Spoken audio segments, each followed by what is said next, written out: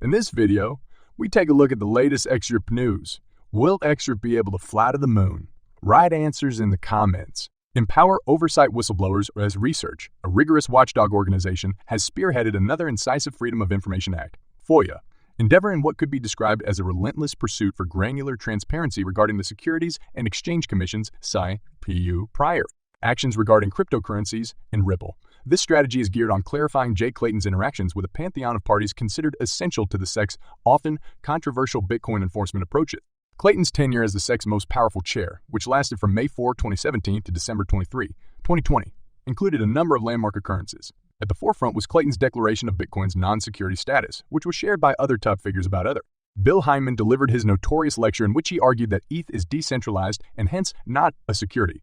Hyman violated the advice of other authorities with the speech, as disclosed in the legal dispute between Ripple and the SEC.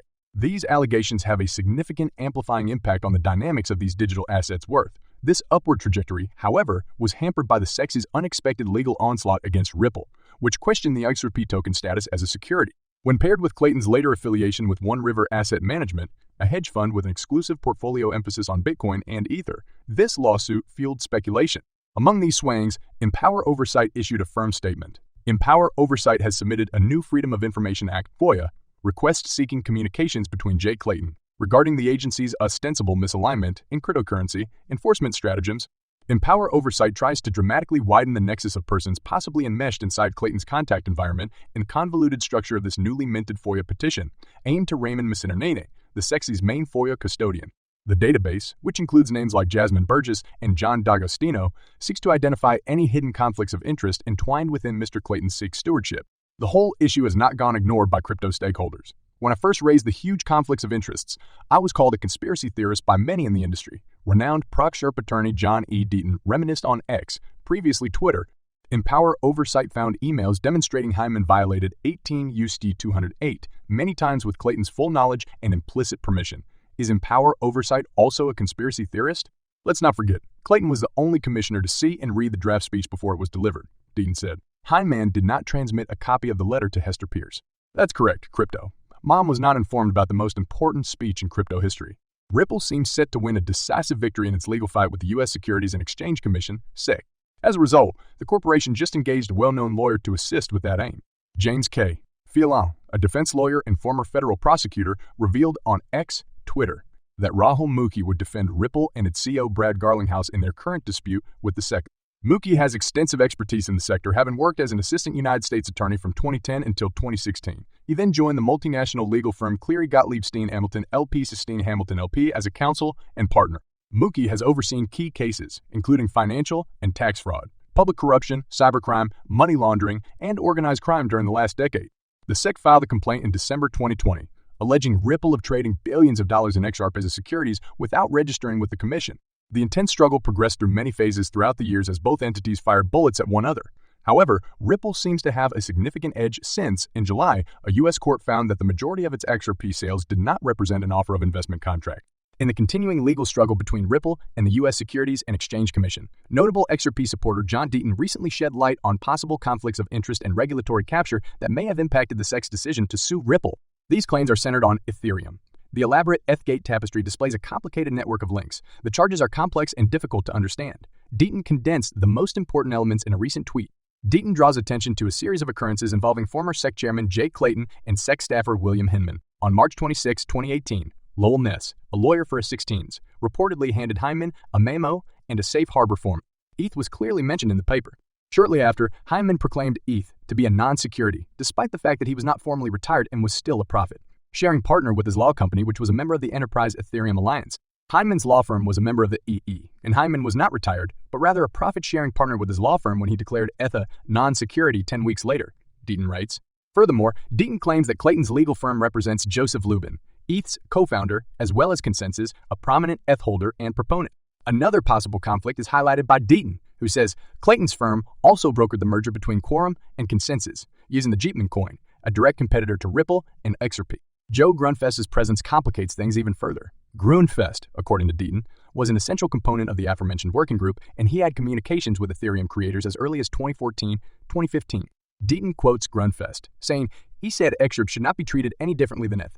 Grunfest suspected that the wholesale evacuation of Clayton, Hyman, Berger, and others was suspicious. He said there was no basis to file the complaint since Excerpt has been openly traded for 7 years, and that innocent people with no connection to Ripple would suffer the most. Regardless of the pleadings, Clayton decided to sue Ripple on his way out of the SEC. Clayton soon joined One River, which had already invested $1 billion on Bitcoin and Ethereum.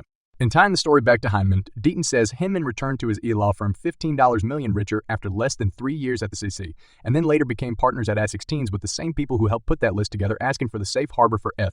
Furthermore, Deaton doubts Hyman's adherence to directions, alleging that his own SEC emails prove Hyman ignored that instruction and violated 18 UC 203 times by meeting them. Deaton's disclosures are noteworthy, implying improper actions and relationships inside the SECs at the time of Ripple's complaint filing. As of the time of publication, neither the SECs nor the parties involved had issued any formal remarks in response to Deaton's charges. With the second deadline for the U.S. Securities and Exchange Commission's spot Bitcoin ETF set for the third week of October 2023, the focus is now on other key events affecting the crypto market. This might come up again at the forthcoming hearing in the context of the XRP lawsuit judgment, which classified token sales to regular customers as not securities. The Bureau of Economic Analysis is scheduled to issue the August Personal Consumption Expenditures (PC) price index data on September 29, 2023. On September 29, 2023, Ripple will hold the proper party in New York City. It will be a communal celebration of legal freedom as a result of the recent partial success in the SEC litigation. While the event has no direct influence on XRP demand and supply, it may have an impact on market mood. Furthermore, it is likely that the corporation would make no major announcements during the event. Participants in the cryptocurrency market have recently begun debating Ethereum Gate, which refers to the U.S. Securities and Exchange Commission, SEC, supposedly granting preferential treatment to the Ethereum Foundation.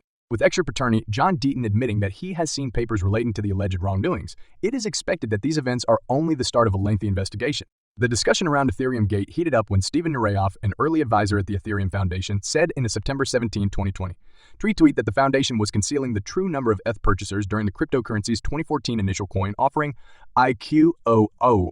CoinGate previously published XRP lawyer John Deaton's disclosure that he has seen some of their seats that might reveal the truth regarding the ICO figures. While consenting to examine the data, the lawyer reportedly alluded to Ethereum when he said that he could not release the identities due to attorney-client privilege. This signifies that Nureyev signed a contract with attorney Deaton. This might imply that Deaton will defend the former advisor in court if necessary. Another attorney, Fred Rispoli, underlined that the attorney-client privilege might have far-reaching consequences in the future. He cautioned that the collaboration might have far-reaching consequences with very big things to come. Does this imply that Nureyev will sue the Ethereum Foundation over the framing of fraud charges? Attorney Deaton is well known for his belief that the U.S. Securities and Exchange Commission promoted Ethereum while making the Ripple project a scapegoat in its enforcement efforts. As a result, a prospective lawsuit on Nureyev's behalf might be filed in the coming months. Blockchain, the groundbreaking technology behind cryptocurrencies, has prepared the way for a decentralized financial environment. The absence of a defined regulatory framework, on the other hand, has often been a subject of disagreement between blockchain enthusiasts and regulatory organizations. Recently, Ripple's chief legal officer, Stuart Alderoty, and Excerpt supporter, John E. Deaton, moved to social media to call out SEC chair Gary Gensler for his anti-crypto comments. Their claims came in response to Gensler's Bloomberg interview, in which he urged for the application of securities regulations to cryptocurrencies in order to avoid fraud and manipulation. The critique comes at an opportune moment, as the crypto sector, represented by companies like Ripple and Coinbase, has been aggressively pursuing regulatory clarification in the United States in order to stimulate innovation and investor protection. Alderoty criticized Gensler's approach, accusing him of disregarding court rulings and hurting the drive for regulatory certainty. Deaton, on the other hand, expressed similar worries, underlining the need of investor protection against the SEC's anti-crypto stance and hypocrisy. The argument goes beyond words. Deaton is a powerful voice in crypto legal sphere, representing a sizable percentage of XRP holders. The issue sparked more discussion in the cryptocurrency community, with Steven Nureyev, an early Ethereum consultant, remarking on the $19.02 trillion loss-of-use family wealth during the housing crisis, which occurred under regulated institutions. He hints at irony by doubting the efficacy of legislation in protecting individuals against fraud and manipulation. Furthermore, Deaton plans to interview Nureyev on CryptoLab about Ethereum's initial coin offering, ICO, and potential SEC manipulation. In addition, federal courts have labeled the SEC's statements in previous litigation as arbitrary and capricious, with Judge Netburn in the Ripple case labeling the SEC's conflicting views as disingenuous. The continuing legal and public debate shows the maze of regulatory uncertainty that has ensnared the cryptocurrency business. Despite these intense debates, the basic problem has not changed: the critical need for a fair and transparent regulatory framework that supports innovation while protecting investor interests in the quickly growing blockchain field.